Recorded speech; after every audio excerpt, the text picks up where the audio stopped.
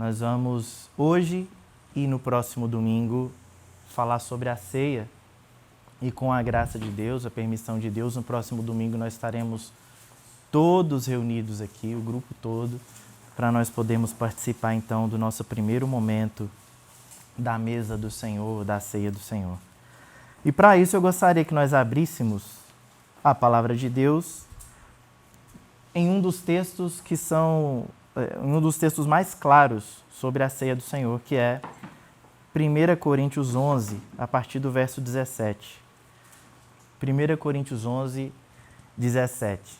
A instituição da ceia acontece com Jesus, pouco antes de morrer. Mas nessa passagem, a questão da ceia é mais desenvolvida pelo apóstolo Paulo e ele inclusive menciona a instituição da ceia por Jesus. Nós vamos ler do 17 ao 34. É uma leitura um pouco mais extensa, mas ela é necessária para nós entendermos.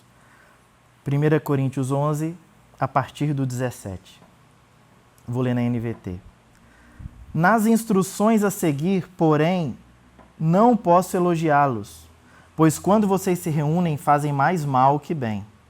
Primeiro ouço que há divisões quando vocês se reúnem como igreja, e até certo ponto eu o creio. Suponho que seja necessário haver divisões entre vocês para que se reconheçam os que são aprovados. Quando vocês se reúnem, não estão interessados de fato na ceia do Senhor.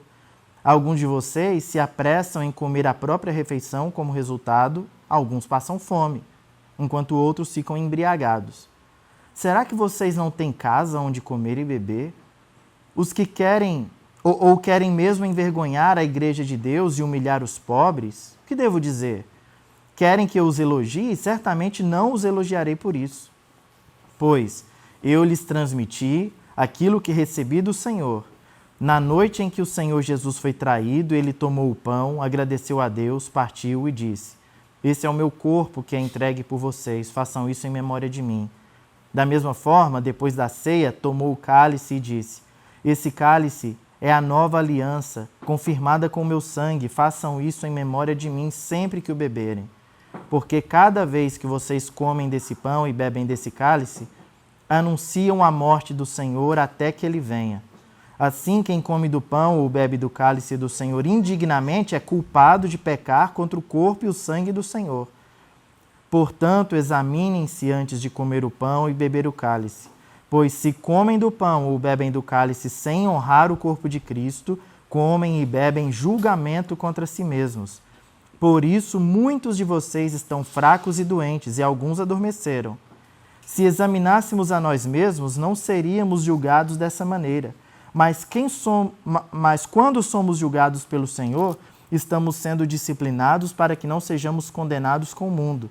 Portanto, meus irmãos, quando se reunirem para comer, esperem uns pelos outros. Se estiverem com fome, comam em casa, a fim de não trazer julgamento sobre si mesmos ao se reunirem. Eu lhes darei instruções a respeito de outros assuntos depois que chegar aí. Paulo disse que daria mais instruções ainda sobre a ceia depois que chegasse lá. Infelizmente, essas instruções nós não sabemos, foi presencial, ele não mandou nenhuma carta, mas nós temos esse trecho aqui, onde ele traz instruções que para nós são valiosas a respeito da ceia do Senhor. E nós já percebemos aqui de cara que ninguém participa da ceia do Senhor e permanece do mesmo modo. Quando nós participamos da ceia do Senhor, ela causa um impacto em nós. Ou nós somos abençoados, nós recebemos virtude, nós recebemos graça de Deus, ou nós recebemos uma maldição. Algo ruim passa a acontecer conosco. Ninguém fica neutro após tomar a ceia do Senhor. Ou você recebe virtudes, ou você pode receber juízo. É o que o texto aqui vai dizer. É por esse motivo que muitas igrejas evangélicas têm um costume de, para que a pessoa participe da ceia, ela tem que ser batizada. Porque, e a gente até concorda com isso, porque quando a pessoa é batizada, ela está mostrando publicamente que tomou uma decisão, que deu um passo de fé na direção do Senhor Jesus. Primeira coisa que uma pessoa, quando uma pessoa crê, a primeira coisa que ela faz é se batizar. Esse é o passo inicial da caminhada na fé cristã. Você conhece o Evangelho, você se rende ao Evangelho, ao senhorio de Cristo e se batiza numa demonstração pública da sua fé, mostrando que você está querendo seguir por esse caminho, o caminho de Jesus, o caminho estreito. Então a pessoa se batiza, justamente para que ninguém que não entendeu corretamente o que significa a ceia do Senhor, para que ninguém que não entendeu corretamente o Evangelho de Cristo, essa pessoa participe da ceia de modo equivocado, trazendo para si mesmo um certo tipo de juízo. E nesse contexto que nós olhamos aqui, nós estamos vendo a comunidade de Corinto. Então imagine um grupo como o nosso, provavelmente um pouco maior, que se reunia em casas, na igreja de Corinto. Quando Paulo escreve a igreja que está em Corinto, a igreja em Éfeso, a igreja que está em Filipos, nunca pensem num auditório. Eles não estão num auditório, eles estão em casa. São igrejas em casas. Não tinham auditórios aqui ainda nessa época. Mas essa igreja se reunia periodicamente em um lugar grande, amplo, com a capacidade para receber muitas pessoas, toda a comunidade da igreja. E eles reuniam então alimentos, comida, cada um levava um pouco. Era tipo o que para nós hoje é um junta-panelas. Eu levo o que eu tenho de janta, de comida lá em casa, você leva da sua casa, cada um leva um pouco da sua casa e a gente se reúne e participa da ceia. A ceia era muito mais do que comer um pãozinho, um pedacinho de pão e um frasquinho de vinho. Na época, eles tinham esse momento, que era ali no início da reunião, então era servido o pão, a pessoa que estava dirigindo a reunião levantava o pão e proferia as palavras de Jesus, dizendo: esse é o meu corpo entregue por vocês. E vocês podem olhar aí, ó, no versículo 27, no versículo 25. Da mesma forma, depois do pão, né? Da mesma forma, depois da ceia, tomou o cálice e disse: esse cálice é a nova aliança confirmada em meu sangue. Quer dizer, primeiro você comia o pão, ceava, comia livremente e num segundo momento era pegada então a taça de vinho, levantada e falada: esse vinho representa o sangue de Jesus, ele disse para nós que nós deveríamos fazer isso em memória dele. Então era tomado o vinho.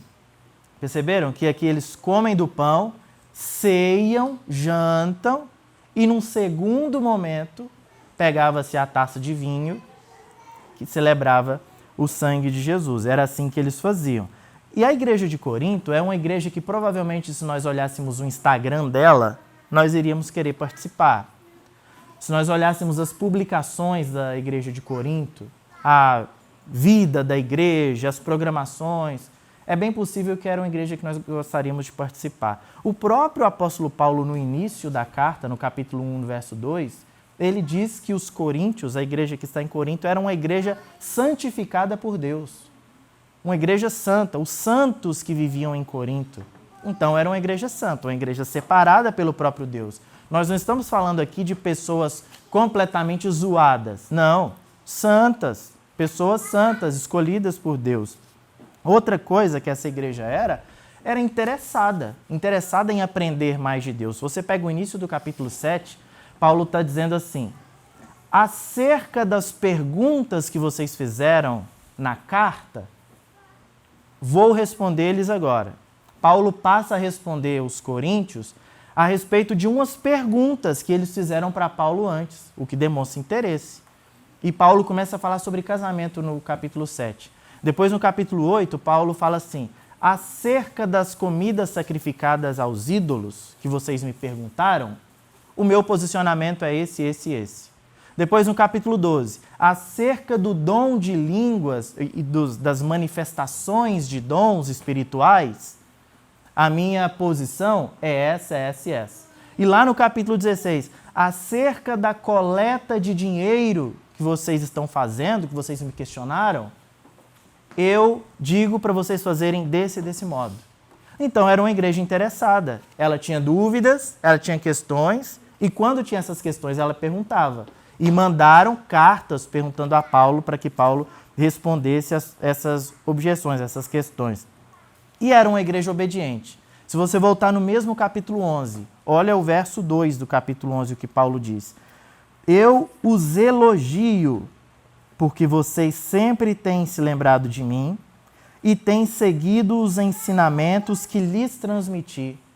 Paulo está dizendo para os coríntios, eu elogio vocês, vocês se lembram de mim sempre e vocês estão observando o que eu transmiti para vocês, porque Paulo já esteve entre eles em outro momento. E pelo jeito, tudo que Paulo ensinou para os coríntios, eles estavam obedecendo. O que mostra que era uma igreja não apenas curiosa, que queria aprender as coisas, mas que queria aprender para obedecer. Uma igreja boa. E uma igreja super carismática, que manifestava os carismas de Deus, do Espírito Santo, os dons espirituais. Ela tinha dons, ela manifestava, ela operava nos dons espirituais. E isso era um motivo de elogio. Paulo vai falar sobre a questão dos dons para regular isso dos capítulos 12 a 14. Ou seja, uma igreja boa, uma igreja onde a gente provavelmente gostaria de ir. Mas ela tinha um grande problema. Toda igreja tem problemas, no plural, mas tinha um problema que era principal da igreja de Corinto, que é o que Paulo passa a mencionar no trecho que nós lemos aí no capítulo 11, no verso 17. Olha o que ele diz. Nas instruções a seguir, porém, não vou elogiá-los. Porque no início do capítulo, eu acabei de ler, que Paulo elogiou eles. Vocês se lembram de mim sempre e vocês observam tudo que eu ensinei. Eu elogio vocês por isso. Mas a partir do verso 17 ele diz, sobre o que eu vou falar agora, eu não posso elogiá-los. E o que ele passa a dizer? Pois quando vocês se reúnem, fazem mais mal do que bem.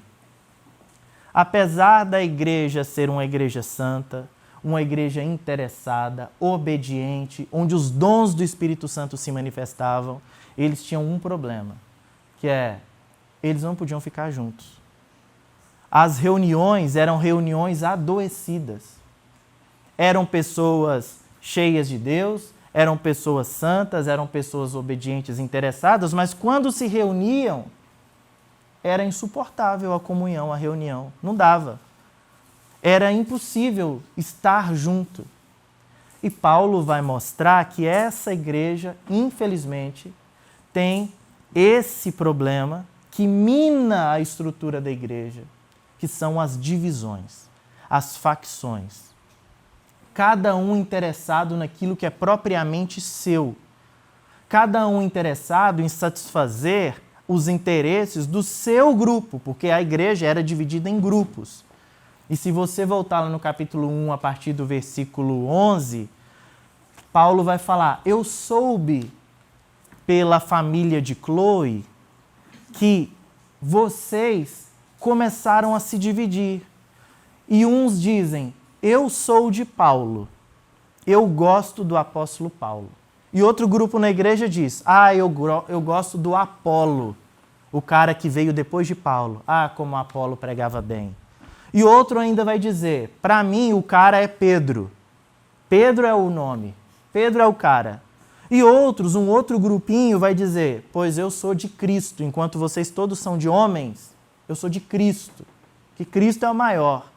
Que provavelmente era o pior grupo da igreja, era esses que se diziam de Cristo, os que se sentiam espiritualizados, maiores que os outros. Teve um momento da minha vida que eu participei de um grupo de WhatsApp chamado Teologando. Eu criei o grupo e adicionei amigos de outras igrejas para a gente discutir sobre assuntos de teologia, assuntos diversos. E a gente discutia sempre com muito respeito e era até legal o grupo, assim. Mas, de vez em quando, um ou outro dizia, eu posso incluir um amigo meu? Aí a gente sempre falava, se o cara for gente boa, souber conversar e tal, dialogar, pode incluir. Aí incluía. E tinha um amigo meu, que sempre que chegava um novo no grupo, ele perguntava para ele, você é arminiano ou calvinista? Você acredita na predestinação ou no livre-arbítrio?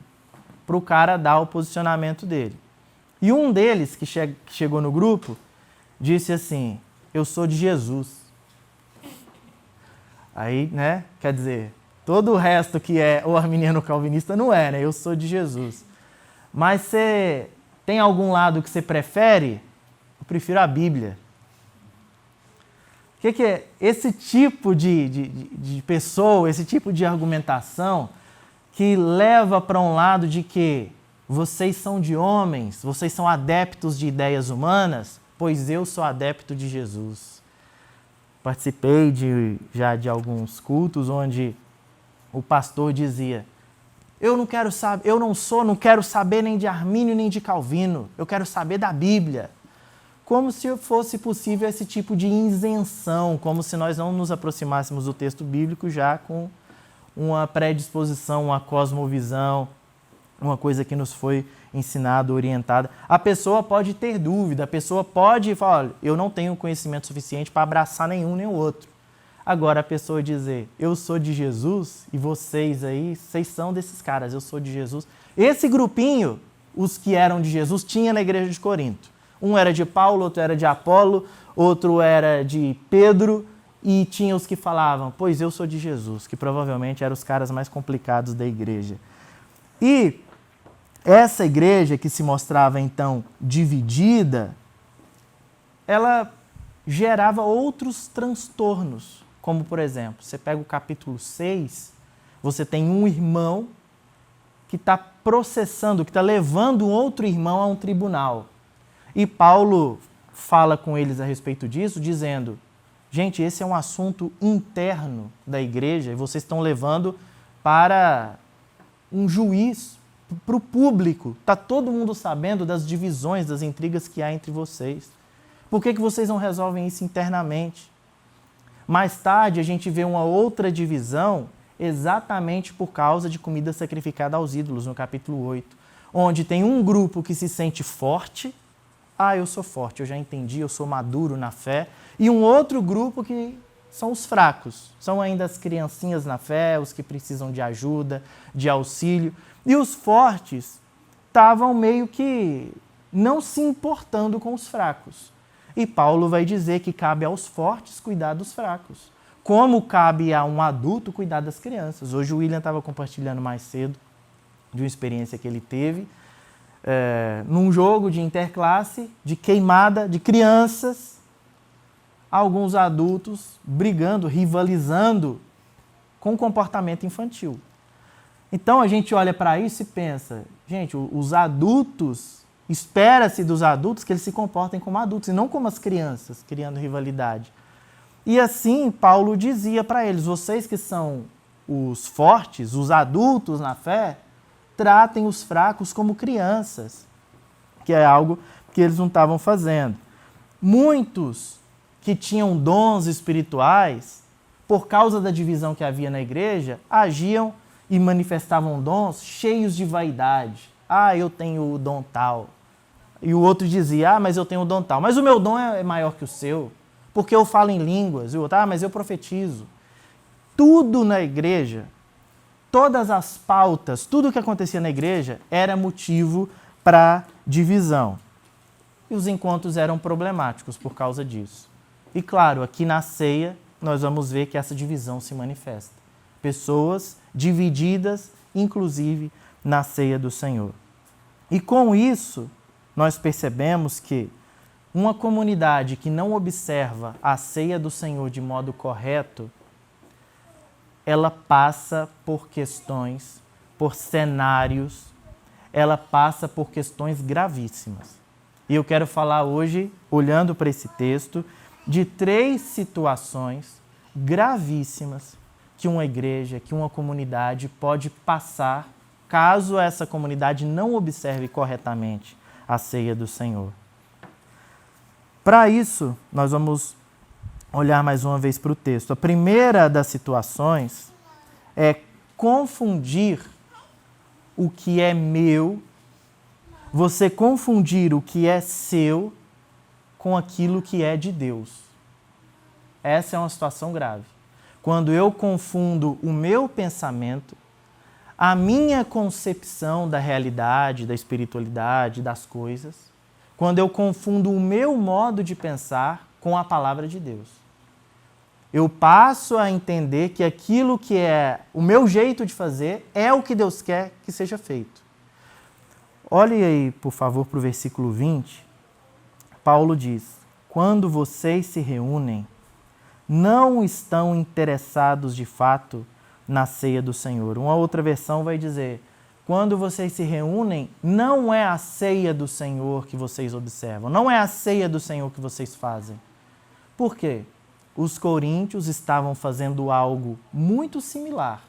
Tinha o pão, tinha o vinho, tinha a reunião das pessoas, os irmãos em Cristo estavam ali em volta da mesa, os elementos da ceia estavam ali, mas Deus olhava para eles e dizia: olha, o que vocês estão fazendo é tudo. É um jantar, é uma ocasião especial, vocês estão se juntando, é tudo, menos uma ceia do Senhor. Quando Paulo ficou sabendo de como as coisas funcionavam, ele escreveu isso aqui exatamente para dizer: o que vocês estão fazendo não é a ceia do Senhor. Vocês estão se reunindo para fazer o que vocês acham que é o correto fazer. E isso aí pode ser tudo, pode ser ceia de Ano Novo, pode ser ceia do aniversário de alguém, mas não é ceia do Senhor o que vocês estão fazendo. O modo como vocês estão fazendo não é a ceia do Senhor. E nós vamos ver por quê. Essa confusão de confundir, de fazer as coisas ao nosso próprio modo e confundir isso com a vontade de Deus, isso pode acontecer também na nossa vida particular. É comum que pessoas entrem em esquemas para tentar enriquecer, ganhar um dinheiro, uma renda extra. Ela entra em esquemas, em coisas, em negociatas que são contrárias ao Evangelho. Mas ela entra pensando: é isso que Deus quer para mim. E às vezes tem alguém que está incentivando, dizendo: vem comigo, entra no esquema comigo, eu sou servo de Deus. Deus quer que você enriqueça, Deus quer que você prospere. Vem, faz, entra. E a pessoa entra achando que a sua ambição particular é o que Deus quer para a vida dela. E ela confunde os seus pensamentos, a sua própria ambição com a vontade de Deus. E depois, quando aquilo explode na cara dela, ela pensa: mas eu fiz o que Deus queria que eu fizesse. E Deus diz: eu nunca quis que você fizesse isso. Você confundiu a minha voz com a sua própria voz. Algumas pessoas entram em relações, amizades ou relações afetivas que não glorificam o nome de Jesus. E depois de entrarem, de fazerem as coisas confundindo o seu próprio interesse, a voz do seu próprio coração, que é enganoso, de acordo com o profeta Jeremias, a pessoa entra numa situação onde depois ela pensa: mas Deus estava comigo nessa relação, eu senti que era de Deus, o que aconteceu? Por que deu errado? Porque nunca foi a vontade de Deus, foi simplesmente a voz do seu coração que você confundiu com a vontade de Deus. E o pior, que é mais discreto, talvez nós não percebamos, é possível que a gente entre agora no âmbito religioso, num automatismo religioso, um automatismo da fé, onde a gente começa a fazer as coisas de modo automático, seguir regras de igrejas, regras de determinados lugares, instituições, e nós confundimos o obedecer às regras humanas com fazer a vontade de Deus. E eu penso que por estar numa igreja, por vir regularmente aos cultos, por obedecer às normas da instituição, por fazer aquilo que me é pedido, eu estou cumprindo a vontade de Deus. E isso, Deus pode estar olhando para você e para mim dizendo: isso não tem nada a ver com o que eu pedi. Para começar, eu nem fundei religião, é o que Jesus deve estar pensando. Jesus veio abrir-nos a porta do reino de Deus. Ele não veio fundar uma religião. Ele não veio passar uns preceitos de pode e não pode, você vai seguindo isso daí, no final das contas, se você tirar a média, passar de 60%, você vai poder entrar finalmente no meu reino. Não é isso que Jesus veio instaurar e veio fazer. Ele veio criar uma comunidade de amigos de Deus, de pessoas que estão dispostas a viver para Deus em todos os âmbitos da vida.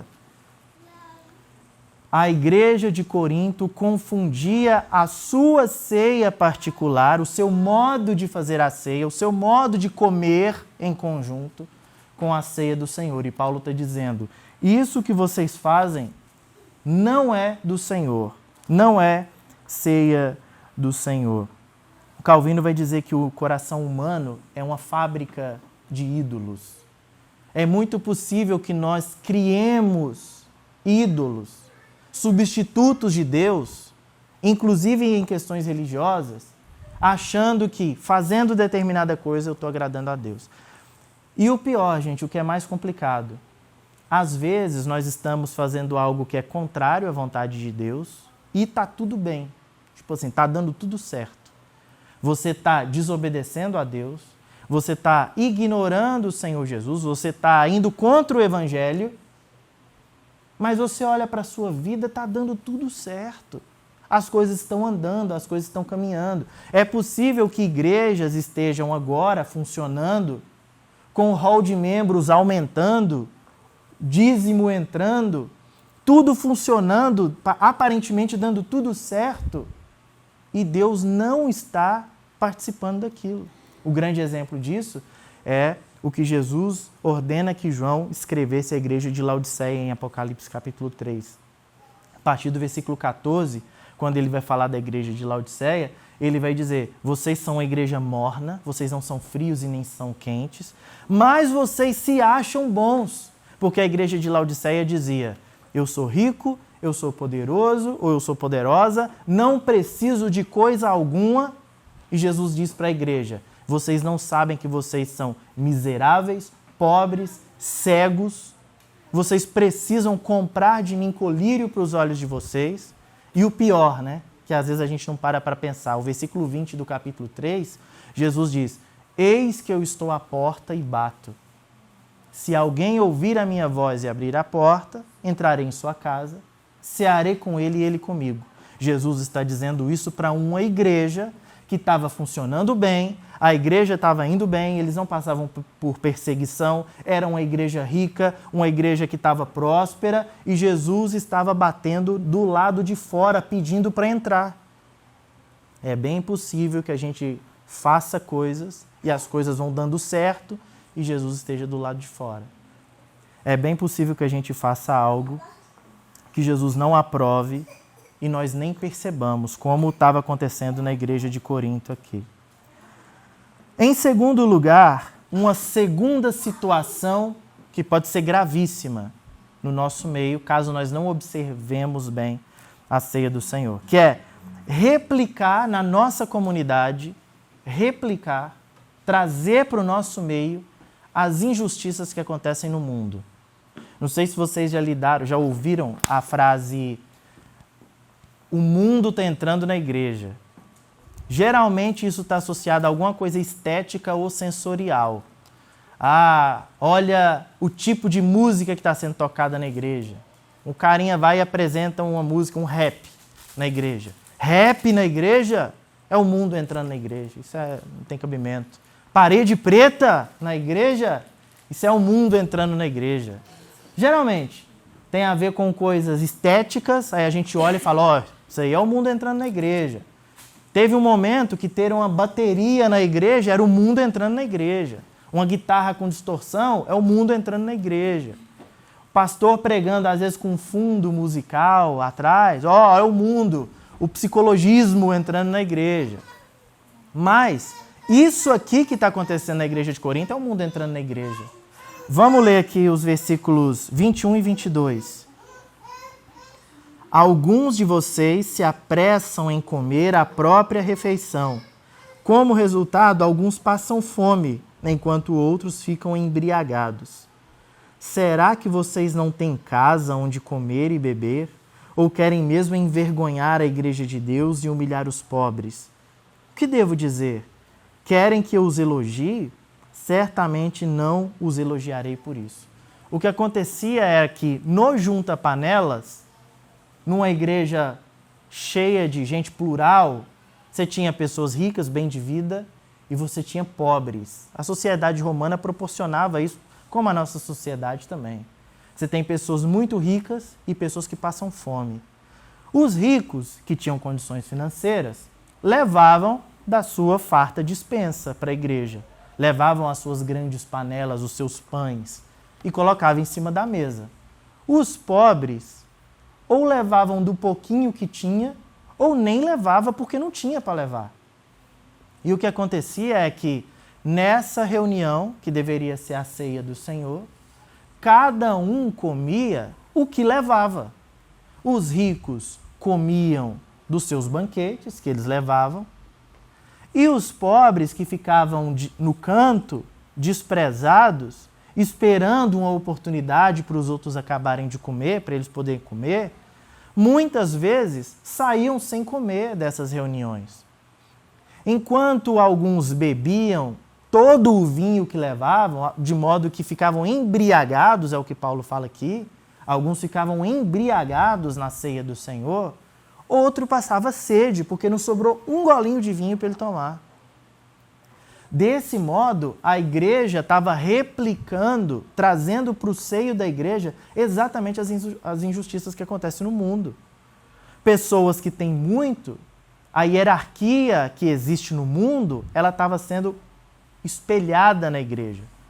Alguns que eram considerados importantes de acordo com o que tinham, com o poder aquisitivo, com a quantidade de terra que possuía. Os patrícios romanos eram os caras que eram os possuidores de terra, os que tinham muitas condições. Nós vivemos aqui, nós estamos falando da igreja de Corinto, na Grécia, mas a cultura era romana, e você tinha então esse modelo de sociedade, onde uns tinham muitos e outros trabalhavam para subsistência, e outros eram escravizados.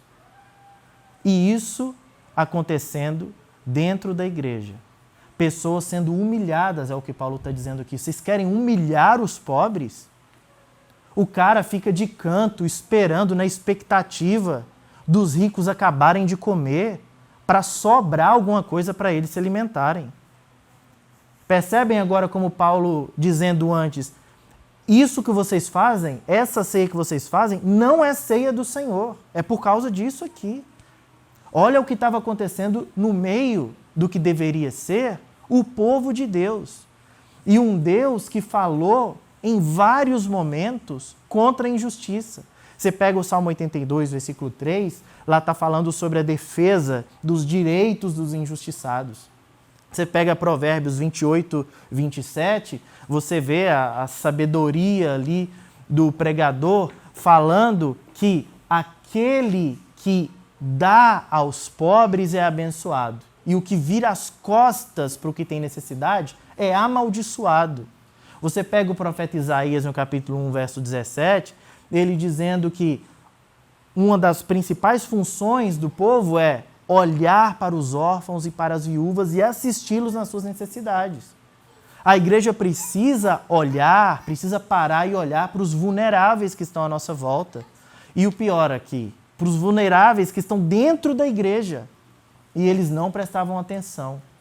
E Paulo, então, vai dizer que isso é um grande problema. E acontece também na nossa vida particular. Para além da igreja, nós gostamos de criar hierarquias. E nas hierarquias que nós criamos, geralmente nós estamos no topo e julgamos todo o resto que está abaixo de nós na hierarquia. Nós olhamos uns para os outros e pensamos, todo mundo peca, tá certo, eu também sou pecador. Mas isso que eu vi a dona Wanda fazendo, isso eu nunca fiz. Quer dizer, eu estou me colocando numa posição superior a ela. Tá certo que todos nós pecamos, o que deveria nos igualar. Mas isso aí eu não faço. Quer dizer, eu sou melhor. Isso aí não tem jeito. Nós gostamos de criar esse tipo de situação. E isso é na família, nos encontros de família, a gente olha para um, para o outro, para o problema de um, para o outro. Olha lá, está com problema no casamento. Graças a Deus, né, amor? A gente não tem esse problema. Olha lá, está quebrado, ó. Fulano está quebrado. Graças a Deus aqui em casa nós somos controlados. Nós gostamos de hierarquizar o tempo todo e nos colocar, nos sentir superiores. A gente está sempre numa luta, às vezes dentro do casamento, dentro de uma relação mais íntima. Nós olhamos um para o outro e a gente pensa, nós estamos em crise. Por culpa dele, né? Por culpa dela. Por quê? Nós estamos num nível superior. A gente está brigando por estar acima nessa pirâmide. Porque é isso que nós gostamos de fazer. Era o que estava acontecendo na igreja de Corinto. Estava sendo refletido na ceia do Senhor. Um ato de comunhão entre os iguais, que é a ceia do Senhor, estava se tornando algo hierarquizante, onde pessoas que não podiam eram humilhadas. E em terceiro lugar, para terminar, a terceira situação que pode ser gravíssima por uma má observância da ceia do Senhor é receber o juízo de Deus. Essa é uma consequência que está dita aqui.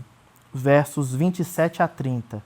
Assim, quem come do pão ou bebe do cálice do Senhor indignamente é culpado de pecar contra o corpo e o sangue do Senhor. Portanto, examinem-se antes de comer do pão e beber do cálice. Pois se comem do pão ou bebem do cálice sem honrar o corpo de Cristo, comem e bebem julgamento contra si mesmos. Por isso, muitos de vocês estão fracos e doentes e alguns até já dormem. Não é raro nós encontrarmos crentes perturbados, pessoas que são inquietas, não têm paz no coração, pessoas que são da igreja, que não conseguem ter tranquilidade. Por quê? Porque são pessoas que provavelmente estão observando de forma errada o que é estar à mesa de Deus, estar à mesa do Senhor, participar da ceia do Senhor. Essas pessoas chegam até o alimento, o pão e o vinho que representam o corpo e o sangue de Cristo de modo indigno e colhem, por causa disso, essa sentença de juízo. São pessoas que se aproximam do corpo de Cristo olhando para si mesmas. Elas se aproximam do corpo de Cristo como se o corpo fosse dela. Elas se aproximam dos elementos considerando isso é meu. Não entendem, não percebem que isso é nosso. No corpo de Cristo não existe o eu, o meu. O pão e o vinho, ele não é meu, ele é nosso, é o corpo de Cristo por nós.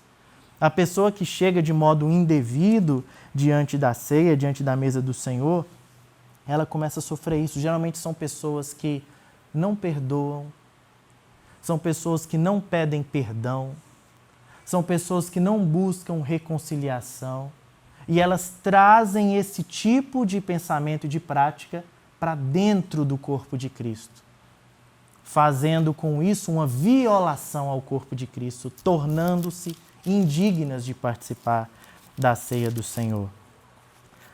O versículo 30 vai falar sobre alguns que por causa disso, por causa desse tipo de comportamento, estão fracos, doentes e até mortos.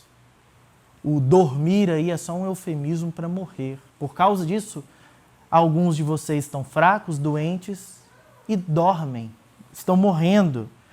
E nós percebemos aí um escalonamento, né? A pessoa ela passa por uma fraqueza, aquilo se torna uma patologia e ela morre fisicamente.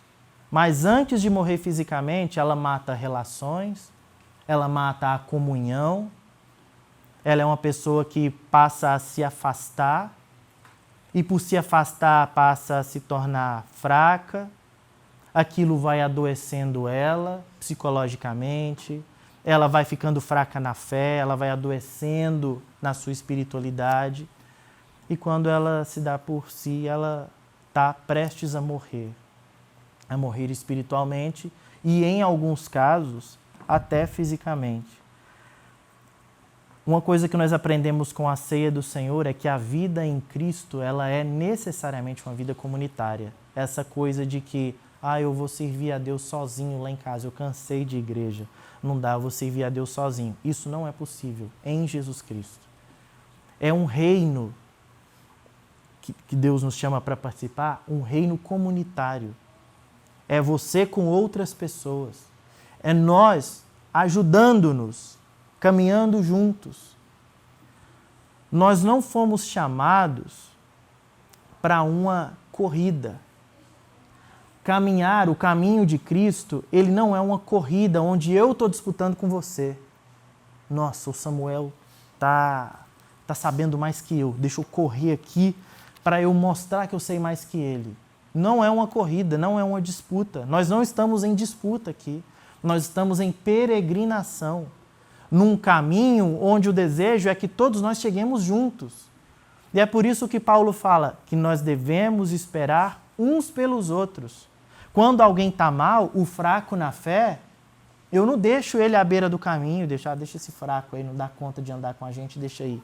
Não, eu espero por ele, eu ajudo ele, eu suporto ele, eu dou apoio a ele, para que ele consiga caminhar comigo. É um caminho onde nós estamos uns pelos outros e não uns contra os outros. E qual o antídoto a esses problemas? O que a gente pode fazer para vencer, para superar essas dificuldades? Nós precisamos de uma bela dose de autoanálise, e eu termino com isso. Se você olhar os versículos 28 e os versículos 31, 28 e 31. Portanto, examinem-se antes de comer do pão e beber do cálice. O 31 diz: se examinássemos a nós mesmos, não seríamos julgados dessa maneira, ou não seríamos julgados por ninguém. O que nós deveremos fazer é nos analisar. Nós precisamos nos examinar. E que esse seja um exercício de hoje até a próxima semana. Examine-se. Olhe para dentro de você. Olhe como está a sua vida, o seu coração. Tente examinar e perscrutar os quartos escuros da sua alma. Examine-se a você mesmo. Assim como nós periodicamente fazemos exames no médico do nosso corpo, acompanhamos a nossa saúde, nós precisamos fazer esses exames de como nós estamos espiritualmente. Examine-se cada um a si mesmo. E se o seu diagnóstico for pecado, eu sou um pecador. E eu sou um pecador incorrigível. Não dou conta de mudar essa parte da minha vida. Sozinho eu não consigo. Se o seu diagnóstico for esse de um pecador incorrigível, então você está habilitado a participar da ceia do Senhor. Quando você percebe quem você é, como diz o texto, se nós julgássemos a nós mesmos, nós não seríamos julgados por ninguém. Quando você olha para dentro de si e enxerga as suas dificuldades e as suas incapacidades, nesse momento você está habilitado a tomar do pão e beber do vinho.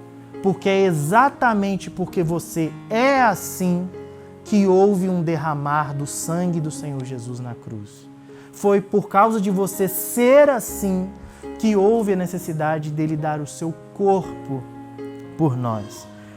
A ceia do Senhor é um remédio para as nossas almas enfermas e não um prêmio para pessoas perfeitas. Quando nós nos enxergamos pecadores, indignos, iguais, então nós podemos participar do pão e beber do vinho do Senhor. Que nós cheguemos a essa conclusão e participemos todos, porque o objetivo do exame não é você examinar e não participar. Paulo diz: examinem-se e comam do pão e bebam do vinho. Não é examinem-se e não participem. É examinem-se e participem, porque essa é a vontade de Deus. Vamos orar? Senhor Deus, obrigado. Obrigado por esse momento, obrigado pela sua palavra, obrigado por essa comunidade, por esse povo aqui, Senhor. Que o Senhor possa nos abençoar e nos ajudar, Pai, a termos uma autoanálise correta, justa de nós mesmos, que nos leva ao reconhecimento de que somos pecadores, de que dependemos do Senhor. Ajude-nos, Senhor, a percebermos a graça do Senhor sobre nós. Coloque em nós o desejo autêntico de mudar de buscar mudança de vida naquilo que nós percebemos que está errado. Ajude-nos a buscar essa melhora, Senhor. E ajude-nos, sobretudo, a melhorar. Nos dê essa força que nos falta para que possamos vencer pecados, vencer dificuldades, vencer fraquezas. E que na próxima semana possamos estar aqui alegres, animados, porque celebraremos o corpo e o sangue do Senhor derramado por nós. É o nosso desejo, em nome de Jesus. Amém. Amém.